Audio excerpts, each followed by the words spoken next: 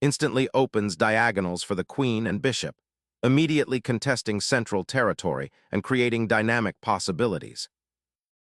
Embracing asymmetry, c5 immediately contests the center, setting the stage for a dynamic strategic battle. Unlocking central tension and preparing development, this knight embarks on its journey to dominate key squares. Solidifying the center and preparing for queen's knight development, d6 opens diagonals for the bishop while maintaining central influence. Opening the center with aggression, d4 immediately challenges black's pawn structure and aims to seize the initiative. Opening the center for rapid development and potentially creating an isolated pawn for white. Unleashing central influence, white's knight aggressively eyes squares crucial for black's defense. Challenging the knight's central presence, this knight development prepares for rapid castling and unifies black's pieces for future action.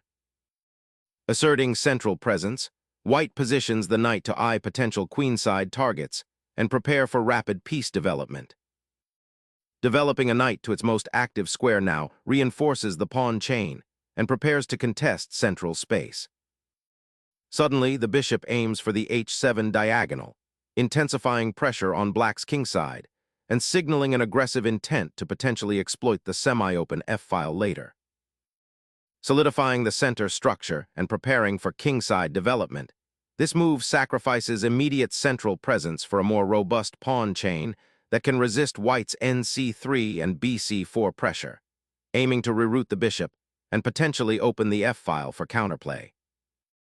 The bishop retreats to a safer square, no longer directly attacked, while maintaining its influence on the crucial light-squared diagonal, setting the stage for future pawn pushes or pieces to join the fray along that vital line.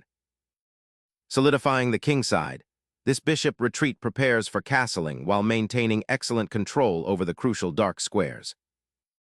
Aspiring for kingside initiative, white boldly pushes the f-pawn, aiming to open lines for an attack and seize central space, though this creates potential weaknesses around the monarch and a slight pawn structure imbalance. King safety secured, black now looks to develop the queenside pieces and challenge white's central pawn mass and kingside attacking potential. Bolstering the center's pawn structure, this development subtly aims to restrict black's queenside pawn breaks and prepares for potential kingside expansion, creating a solid yet dynamic setup. Trading off the knight opens up the diagonal for black's queen and potentially simplifies into an endgame where the bishop pair could become a factor. It also relinquishes white's central knight outpost and invites further pawn tension. A decisive recapture, reinforcing the center and opening a diagonal for the rook on a1, poised to join the queenside pressure. Expanding the queenside pawn structure with the b-pawn is a bold attempt to gain space and potentially disrupt white's central control, though it does create a long-term weakness on c6 should that pawn advance further. Unleashing a pawn storm opens up aggressive possibilities, but also sacrifices pawn structure for initiative. Immediately resolving the pawn tension is the core idea, forcing white to decide how to reintegrate their knight and potentially opening lines for counterplay. Unleashing a powerful pawn thrust, white seizes central space and opens lines for aggressive piece play, aiming to exploit the newly created diagonal for the bishop. Relinquishing central control here sacrifices a tempo and creates a slight imbalance, as the knight now has to reroute to a more passive square, while the pawn on e5 gains significant reach. Observe how this opens up a potential avenue for white's queen to enter the fray, perhaps eyeing the kingside if black isn't vigilant about developing their own attacking pieces efficiently. Consider the long-term implications for pawn structure and whether this knight will find a more impactful outpost later. Unlocking the kingside, white boldly castles, a decisive step to centralize the monarch and prepare for an aggressive foray. This maneuver directly challenges black's somewhat passive development and seeks to exploit the open lines now available. It's a gamble, certainly, but one that promises to inject dynamism into the position and seize the initiative before black can consolidate their central pawn structure. The immediate implication is a shift towards sharper, potentially tactical play. Injecting dynamism into the queenside, black boldly pushes the pawn, aiming to disrupt white's bishop on b3 and potentially create weaknesses on the queenside for white. This move forces white to immediately address the encroaching pawn, which could lead to a shift in the pawn's structure and open up new avenues for black's pieces. It's a strategic gamble that could either propel black's queenside play forward or leave them with isolated pawns if white defends skillfully. Initiating a bold knight maneuver, white redirects the horse to the dynamic e4 square, a central outpost brimming with potential, simultaneously challenging black's pawn structure and eyeing the kingside. This repositioning isn't just about repositioning a piece. It's a strategic gamble, aiming to disrupt black's harmonious development and exploit the slightly weakened diagonals around the black king, especially if black is forced to react defensively and concede further central control. The knight now participates actively in the battle for the center, potentially supporting a future attack on f7 or supporting a pawn push like g4. It creates a new set of tactical possibilities and forces black to carefully consider their counterplay, lest they find themselves outmaneuvered on the queen side. Black seeks to leverage the advanced e-pawn as a lever, aiming to dislodge the knight and potentially open lines towards white's king. Launching a knight to d6 immediately challenges black's pawn structure and aims to exploit the weakened dark squares around the king. Accepting the material exchange on d6 strategically opens up crucial lines for your king and can lead to a tempo gain for your opponent's pieces if not handled with extreme care. Consider the resulting pawn structure's long-term implications. Reclaiming the pawn opens a critical diagonal for the queen and targets the now exposed king. A bold gambit to seize the initiative, aiming to exploit the exposed nature of white's king after the recent pawn exchange and the absence of its defending knight, while simultaneously threatening the queen on the g-file. The queen steps forward, aiming to pry open the kingside by targeting the h7 pawn and potentially creating a powerful battery with the bishop on b3. This move, however, also subtly shifts the balance of pawn structure, creating a potential weakness on d6 that black's queen might try to exploit later. It's a delicate dance between aggression and positional maneuvering, asking black if they are ready to defend their vulnerable monarch, or if they can find a counterplay that exploits white's slightly extended queen. Reclaiming the central squares, this bishop maneuver looks to disrupt white's burgeoning queenside initiative by creating a pawn chain that offers better defensive support and potentially opens up attacking avenues down the c-file should white commit to further pawn pushes. Asserting control over the central open file, white mobilizes an essential rook to a more active position. Exploiting white's temporarily weakened dark squares, black exchanges a bishop for a knight, disrupting white's coordination and potentially opening lines for future central play. Opening the file is a strategic gamble, sacrificing pawn structure for active piece play. Cracking open the central pawn chain with this gambit injects immediate tactical life, daring white to navigate the exposed king and potentially create weaknesses on the queenside if the initiative is mishandled. Disrupting black's queenside pawn structure while simultaneously opening lines for white's rooks.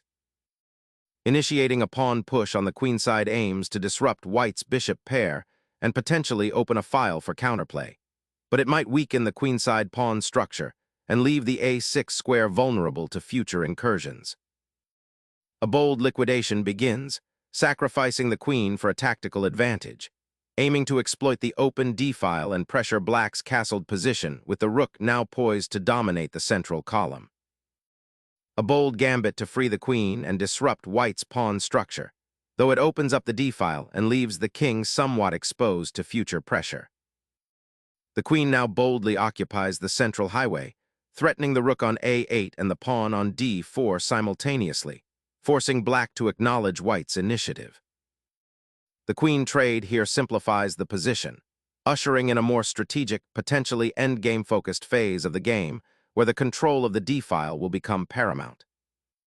Reclaiming the pawn opens the rook's path, aiming to control the crucial central files and put pressure on black's somewhat exposed king's side, setting the stage for an aggressive endgame where activity will be paramount.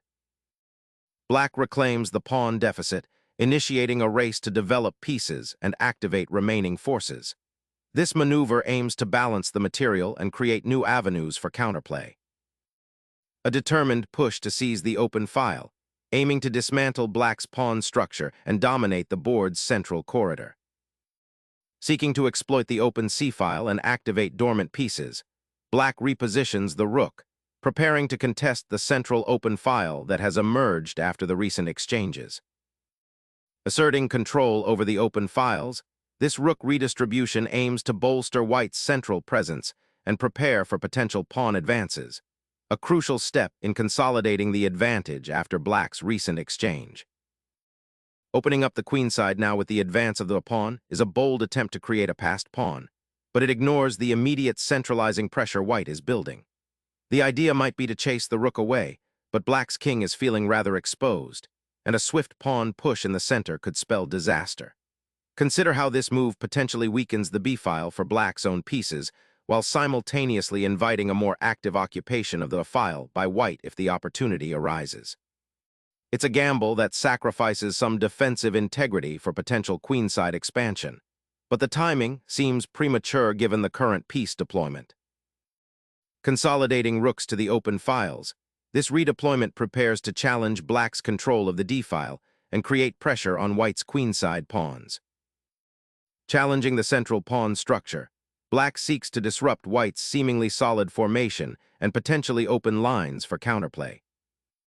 Targeting the queenside pawn majority with the rook now seeks to disrupt black's queenside expansion and potentially exploit weaknesses on that wing. Securing the monarch from potential pawn storms now becomes paramount, as the rook on c4 exerts significant pressure. The king is immediately put on notice, forcing a defensive reaction. Committing the king to that central outpost, black seeks to activate it in this complex middle game, but exposes it to immediate checks and potential skirmishes along the now open 7th rank. The rook's advance to e7 injects immediate pressure, aiming to disrupt black's precarious pawn structure and potentially exploit the open file that has materialized.